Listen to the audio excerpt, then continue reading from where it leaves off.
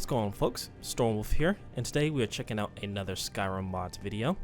Now, this mod is going to be a little bit more special because this was made by a member of the community. He goes by the Nexus name of Apocalyptic Flame Fury, aka King Suku, if you've seen him in the streams and you've seen him in the Discord. So as I promised, whenever his mod was complete, although I am late at making this video, I did promise to actually make a video of his mod, so here we go. So the mod we're checking out today is called The Ring is Mine, and this is a Lord of the Rings inspired ring. So some of you guys may know exactly what some of these items are from. Whenever you first install the game and boot it up, you'll be granted with a chest inside of the Hall of the Dead. Now this is classified as stealing, but there's always ways around that. Once you open up the chest, you'll have access to a few items which are needed to actually start off the spells and powers that you can access. This is Azrael's Frost Ring Circuit, the Pure Ring, the Dark Ring and Pure Ring functions, and more. How to find the rings, Key to Breeze Home, which we'll go over a little bit later, Nazgul's Necromancer Amulet, Telebek's Telebek's Mask, and then Telebek's Dark Ring. We'll go over each one of these artifacts and the powers and abilities that they give you here in a second. Now, since those items are classified as stealing, there is a workaround to kind of avoid the issue. If you have access to Breeze Home, whether with the key or if you go through the game and actually buy the home, there is a artifact container which will have multiple items here that you can access for the mod itself, so on and so forth. So this is actually pretty useful if you have to lose the ring, or if you lose the circuit, or if it happens to get stolen. You can come here as sort of a backup. Anyways, let's get started with the mod itself. If you wish to know a little bit more information about the rings, there are 3 books that come with this ring. I'm sorry, 5. My bad, I can't count. The Dark Ring and Pure Ring functions and more, Pure Ring Guide, Telebek's the Risen Undead Ring Lord, the Dark Ring, and Azrael's the Other Ring Bear. Now these will give you a little bit more of lore and backstory, as well as what powers and abilities that you'll get by using the rings and the artifacts. It is actually a useful read, and some of these actually do give you a boost in conjuration and I believe destruction magic as well. So it's worth looking through the books at least once to kind of get a general understanding of how this mod works. So as this mod's going to come with a lot of spells and powers that you'll gain access to once you equip these artifacts, I won't be going over every single spell that's included. However, I will be going over a couple of my personal favorites and some that really stand out with the mod. Starting off with the Pure Ring, it is recommended that you are an elf-based character, although you can use other race characters such as the Imperials or the Britons, so on and so forth. Azrael's Pure Ring, which is crafted using the skills passed down by her descendants, the Celebrimbor's knowledge. Now once you equip this ring, there will be a small pause as you are actually transformed into the elf character that was, or the elf that was made for this ring specifically. It's a little bit easier to kind of adjust to it if you have an elf-based character, but we'll go ahead and demonstrate it now. Now the freeze and stripping of clothes is normal, as it is basically Skyrim's way of resetting your character as an elf-based character. Once you have the ring equipped, you can go ahead and put on back your clothing, which I'll do here.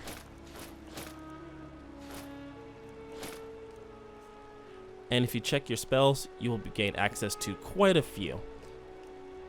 We'll go over again some of these that are my personal favorites and some that really stand out with the mod itself.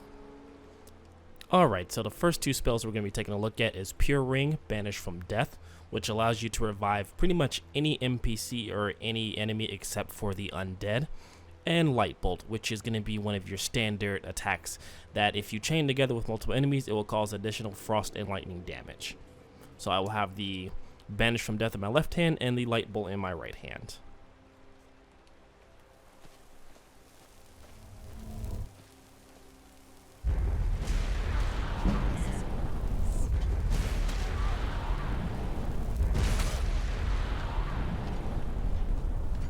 Alright, so let's go ahead and revive one of the bandits.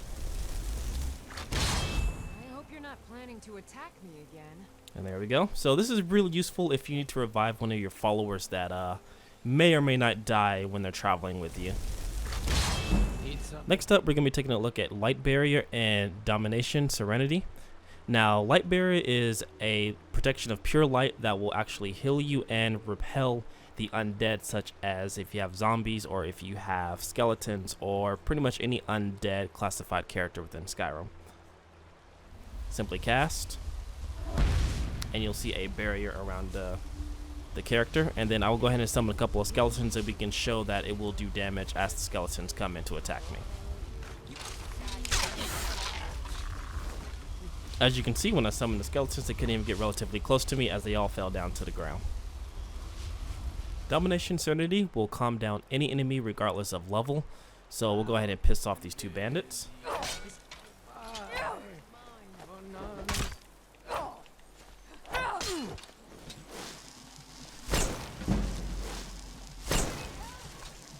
And as you can see, they've been completely calmed down, and these are both higher level enemies than I am at my current level right now.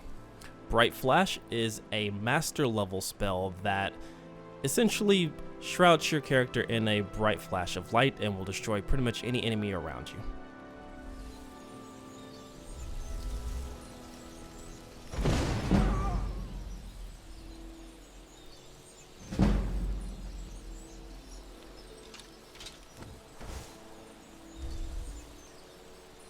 Now this is just Skyrim AI's bugging out, but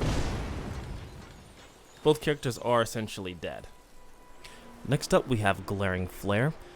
Using pure wrath light, shine a bright flare that burns enemies that come near. Healing occurs in an area around you periodically as you burn targets. So as you charge up the spell, a continuous flare of light will cast around you. This will heal the user as well as damage enemies around you. We'll go ahead and summon some undead and a couple of other enemies just to kind of showcase the potential damage that it does. So we summoned quite a few here, so let's go ahead and use the spell.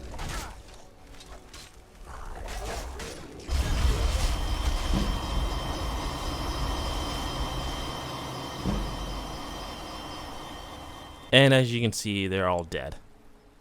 Next up is Grand Luminescence. Now this is probably one of the most powerful spells that you'll get with the Pure Ring. Using the full power of the Pure Ring, vaporize enemies in the vicinity with a sphere of pure wrath light. Successful hits cause triple infused elemental effects. Now a lot of things that you hit with this isn't probably going to live through the effect, but nevertheless we'll go ahead and show it off.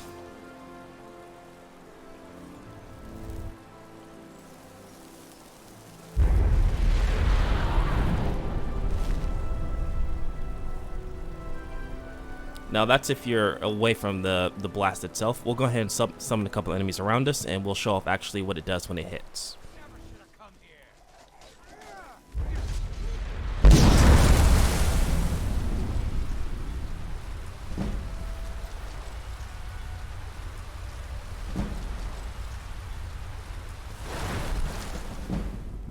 And that's what the spell looks like when it does hit an enemy. It's very devastating. Again, will most likely one-shot the majority of enemies that you hit with it, unless you start going into the upper levels of the game, and if you play on Legendary. Next spell we're going to be taking a look at is called Pure Wrath Power, Flashing Judgment. Using the full power of the Pure Ring, unleash a devastating Pure Wrath Light Pillar that scorches a target to absolute conclusion. Now, this spell, while it looks the coolest, I don't think it's the most powerful of the pure lights, at least in my opinion, but we'll go ahead and show it off here. In order to do so, I'll go ahead and summon an overlord or something a little bit more tougher.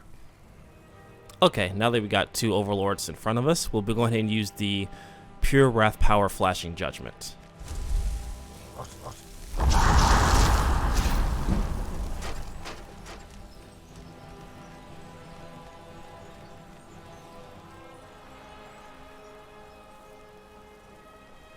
Now, any enemy you hit with this will pretty much disintegrate in a pillar of light.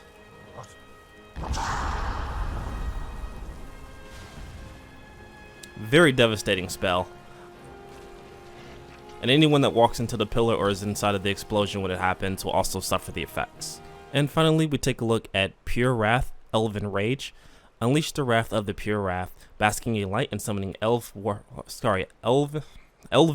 Wrath Maidens to kill foes with frostbows, enter stealth, and plant light mines. So whenever you use this power,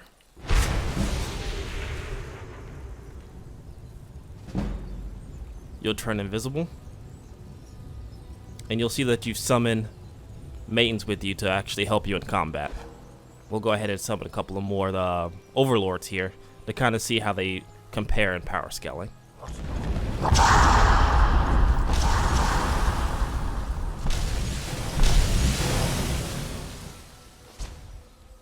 As you can see, their arrows are also pretty powerful. So that's going to do it for the ring itself. There is one more artifact that we're going to be taking a look at, and that is the Frost Queen Circuit. After a small adventures of chill wind depths, her pure ring led her to the hidden artifact that allows access to Elven Wrath frost powers. Don the crest to unleash the wrath of the Bright Lord's legacy.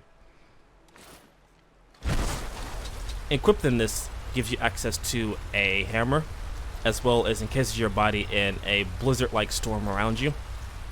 And it will also summon more mains with you if it haven't summoned already. The axe itself is what you expect. It's a two-handed, looks like glass elf from the texture. I believe it has around the same power.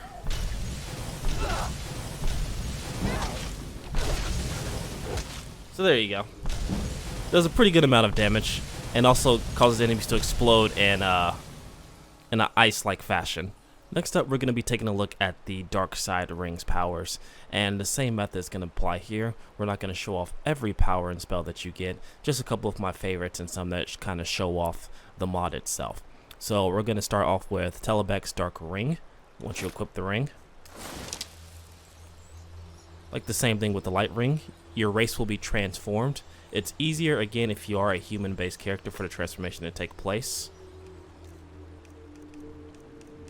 Go ahead and put on our armor back on.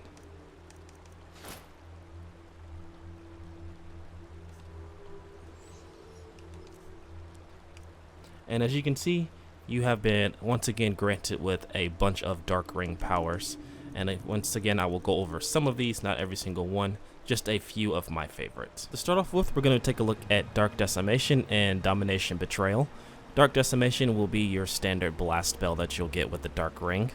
Domination Betrayal is the opposite of the Domination Serenity. Instead of calming down your foes, you'll actually cause your foes to attack each other instead of you.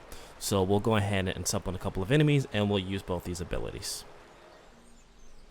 Alright, so go ahead and let's get started.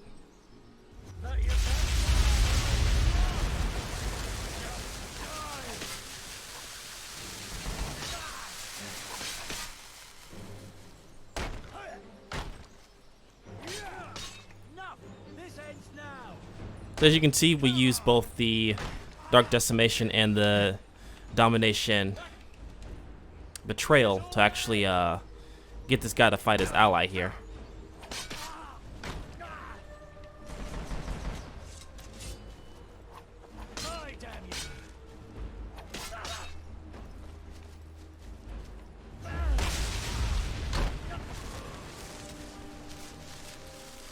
So very useful if you're fighting a crowd of enemies.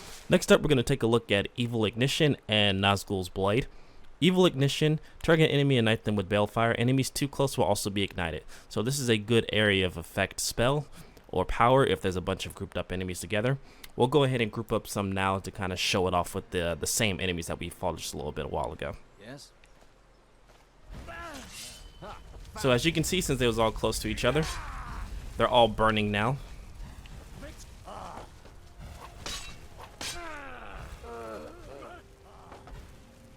Very powerful spell if there's a bunch of enemies grouped up together. And Nazgul's Blade is what you expect.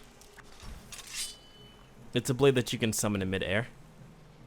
You actually use this on both the left and right hand, I believe. Let me double check. So there you go. If you're a dual wielder, you can use this in both left and right hand. And it does a pretty significant amount of damage. It also has a special ability as well. Let me go ahead and summon a couple of more enemies here. So here we go. We have 3 more agents.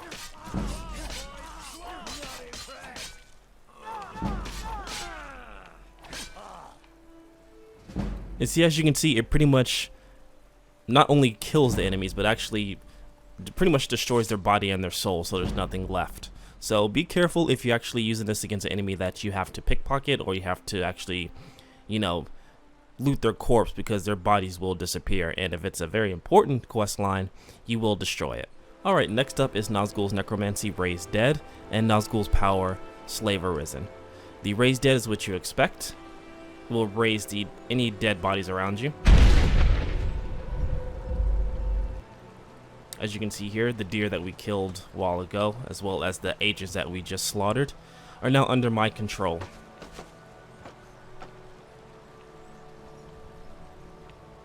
And this goes for pretty much any enemy that I've slaughtered. Now, I've killed a lot of them just for practice, that's why you saw those bodies drop. But the effect is still the same. Nazgul's power slave arisen. Kill an enemy with the glove of darkness and let those shadows make them each slave in undeath.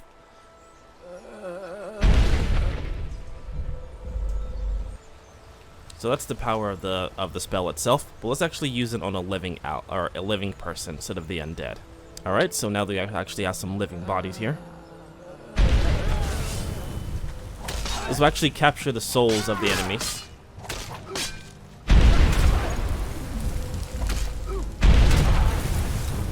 And it'll actually bring them back to life as well after you kill them. As you can see, there's 1, 2, the 3 we just killed that we just summoned. The next spell is a little bit more interesting. It's called Ringwraith, Tower of Protection. And what this allows you to do is actually summon a tower and wraiths around you. So we'll go ahead and demonstrate it now. As you can see, we've summoned a tower and we're inside of the tower. Now this is very useful if you just need a desperate escape or if you need to get out of a situation. The downside, however, is that you can't actually escape the tower, but you can actually take down the tower by walking up to the center point. But as you can see, you'll summon a bunch of wights with you as well to help you defend yourself. Alright, and finally we're going to take a look at the other 2 artifacts, the Nazgul's Necromancer Amulet and Telebek's Mask. The Necromancer Element, once you equipped it, will give you access to a bow as well as boundless arrows, or endless arrows, excuse me. And you also have Wraith's archers with you as well. It's kind of similar to the Circuit, except for an axe you get a some bow and arrows. Now there is a bug with the bow to where the actual arrow itself may not look like it's going the full distance, but the actual arrow is actually hitting the opponent. So just be aware of that if you do see this the slight bug in the mod itself. As you can see, while it looks like one of the arrows isn't casting, the arrow is actually going to the designated target. And finally, the last artifact that we have is Telebek's Mask. Equipping this will slow down time as well as revive any dead enemies or allies that are around you, except for the undead. You can combine this with another spell to actually negate the slowdown time effects.